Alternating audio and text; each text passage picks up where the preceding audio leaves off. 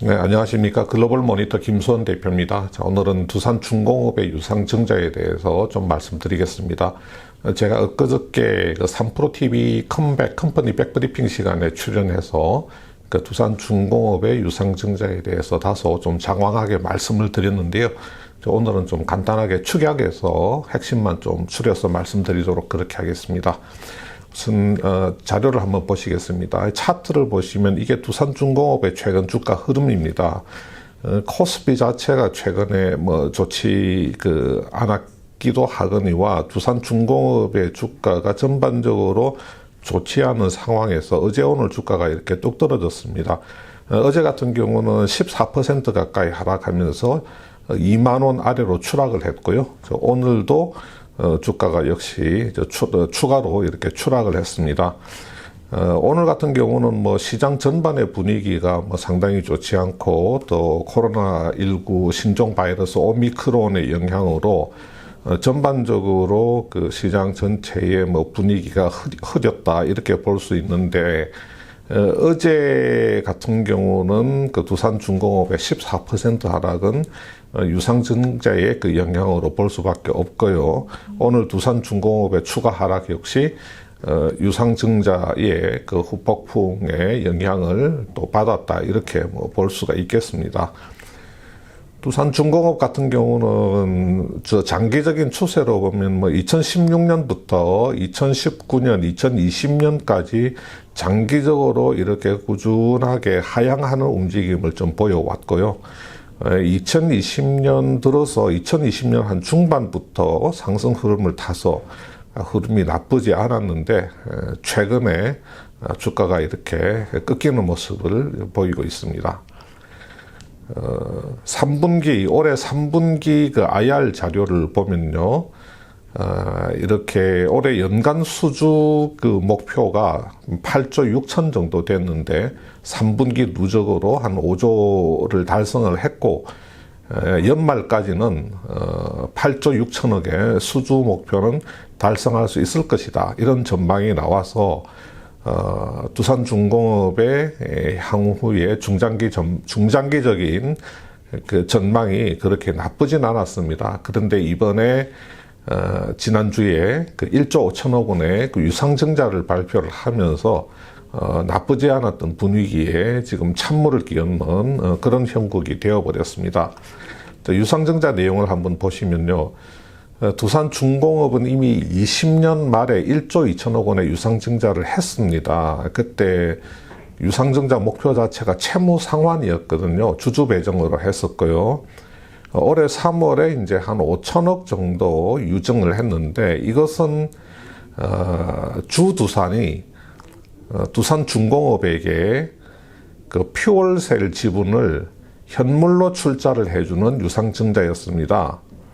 그래서 두산중공업이 주두산으로부터 퓨얼셀 지분을 출자를 받고 그 대신에 두산중공업의 주식을 신주를 발행해 주는 한 그 가치로 따지면 한 5천억 정도 가치에 해당되는 유상증자였고요. 이번에 발표한 게 1조 5천억짜리입니다. 그런데 8천억은 채무 상환을 하고 7천억은 사업 자금으로 쓰겠다고 하는 겁니다. 뭐 수소터빈이나 해상풍력, 소형 원전 같은 것이겠지요. 그러니까 20년 말, 그 다음에 한 1년 만에 이번에 다시 한번 20년 말 수준을 능가하는 수준의 유상증자. 합해서 주주 배정으로만 보면 2조 7천억 원의 유상증자를 1년 동안에 그 두 번을 단행을 하는 것인데 이 2.7조 중에서 2조, 작년 말에 1.2에 이번에 0.8을 더하면 2조가 채무상환으로 쓰인다는 겁니다. 사업 자금으로 쓰인다는 것은 0.7조밖에 안 된다는 것이죠. 그러니까 우리 주주들이 열받을 만한 상황인 것 같습니다. 자, 두산중공업 1.5조 유상증자 관련된 기사를 보면 이렇게 되어 있습니다. 최근 자회사인 두산건설 지분을 큐캐피탈 파트너스 컨소시엄에 2,580억 원에 매각해서 유동성을 확보했다. 누가? 두산중공업이. 또 이런 기사도 있죠.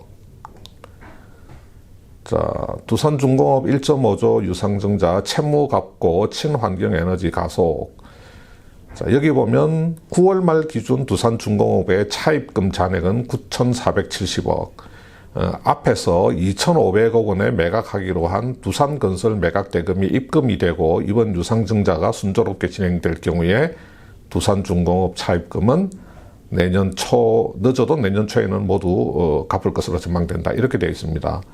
다시 말해서 두산건설을 지분을 54%, 지금 중공업이 가지고 있는 두산건설 지분이 거의 100% 가까이 됩니다. 뭐 99.9%가 그렇죠. 100%라고 치고 이 54%의 지분을 팔아서 2,500억 원의 돈을 마련하게 되었다. 이렇게 기사에 나와 있죠. 그러니까 우리 주주들 입장에서는 중공업이 건설 팔아서 2,500억 원을 마련하게 됐는데 뭐 이렇게 또 1.5조씩이나 유상증자를 하느냐, 뭐 이렇게 큰 유상증자를 하느냐, 이해가 안 된다.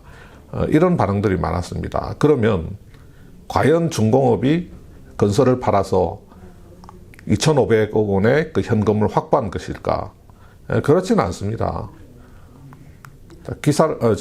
구조를, 두산건설 매각 구조를 한번 보겠습니다.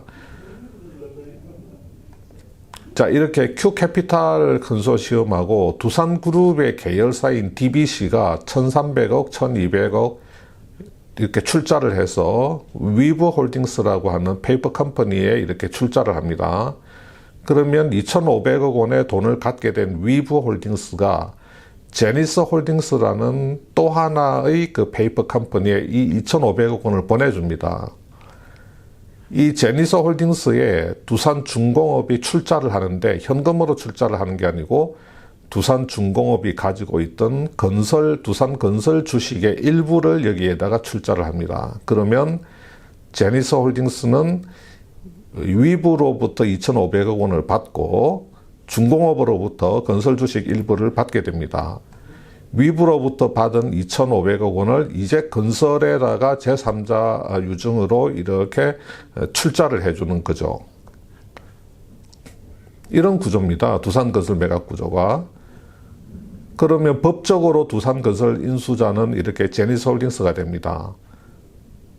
두산중공업에 그 유입되는 현금이 있나요? 전혀 없죠. 두산건설을 매각했다고 하는 매각 구조가 이런 겁니다. 건설에 들어오는 현금은 일원도 없는 그런 구조입니다. 자, 이 그림을 다시 한번 보여드리겠습니다. 조금 확대했어요. 자, 이 부분만 보여드릴게요. 자, 제니스홀딩스가 갖게 되는 두산건설 지분은 이렇게 54%가 됩니다. 중공업으로부터 받은 건설 주식, 그리고 2,500억 원을 출자하고 받은 두산건설 신주, 이렇게 합쳐서 54%가 되고, 중공업에 남아있는 건설 지분은 46%가 되죠.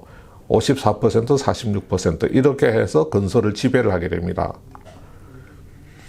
두산중공업은 건설 주식을 제니스홀딩스에 출자를 했기 때문에 제니스홀딩스 신주를 받게 되죠. 그러니까 두산중공업은 제니스홀딩스의 주주가 됩니다. 30% 주주가 됩니다. 제니스홀딩스는 또 위에 이제 주주가 있죠. 위브홀딩스라고 하는 주주가 있고, 또 위브홀딩스는 그 위에 Q캐피탈 컨소시엄과 두산 계열사인 DBC라고 하는 또 주주가 있게 되는 겁니다. 이 두산건설의 아래에 밸류 그로스라고 하는 자회사가 있습니다. 원래는 두산건설에서 좀 부실한 사업 부문들, 장기 미수 회수 채권을 많이 가진 그런 부실한 사업들을 전부 다 떼내가지고 밸류 그로스라고 하는 물적 분할한 회사를 이렇게 신설했습니다. 이 밸류 그로스의 그 보통주의 70%를 지금 두산건설이 가지고 있죠. 나머지 30%는 우선주인데 두산 큐백스가 샀습니다. 그러니까 이 밸류 그로스를 물적 분할해서 신설을 할 때 보통주 70%, 우선주 30%를 발행을 해서 두산건설이 다 갖게 되었는데 우선주 30%는 두산 큐백스한테 팝니다. 그러면 두산 큐백스가 우선주 30%의 주주가 되죠. 우선주 30%를 큐백스가 샀으니까 이 큐백스가 그 대가로 800억 원을 두산건설한테 넣어줍니다. 두산건설은 큐백스한테 풋옵션을 줍니다. 나중에 적절한 시기가 되면 큐백스가 두산건설에 대해서 우선주 30%를 되팔 수 있는 권리를 건설이 큐백스한테 주는 겁니다. 그래서 이 우선주 30%는 경우에 따라서는, 상황에 따라서는 큐백스가 풋옵션을 행사해서 두산건설에 800억 원 이상으로 팔 수가 있는 권리가 여기에 붙어 있는 겁니다. 자, 건설 매각이라고 하는 것이 이렇게 굉장히 복잡한 스킴으로 지금 이루어져 있습니다.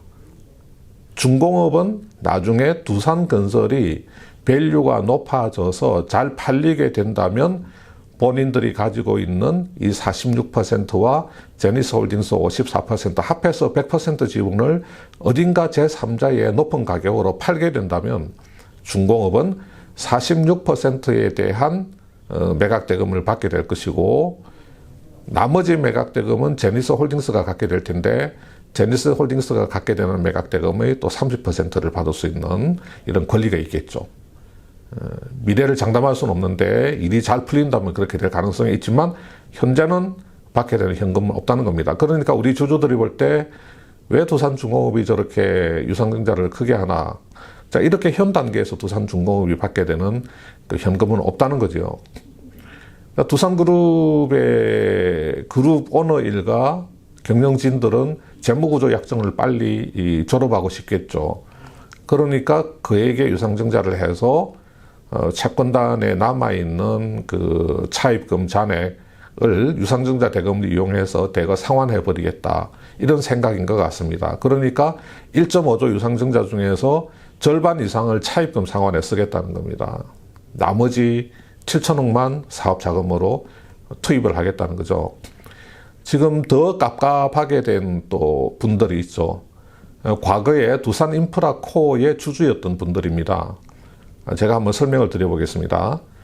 두산인프라코어는 두산밥켓을 자회사로 가지고 있었죠. 그런데 두산그룹이 유동성이 악화되면서 이 두산인프라코어를 팔기는 팔아야 되겠는데 그냥 팔아버리면 두산밥켓까지 딸려가서 팔리게 되니까,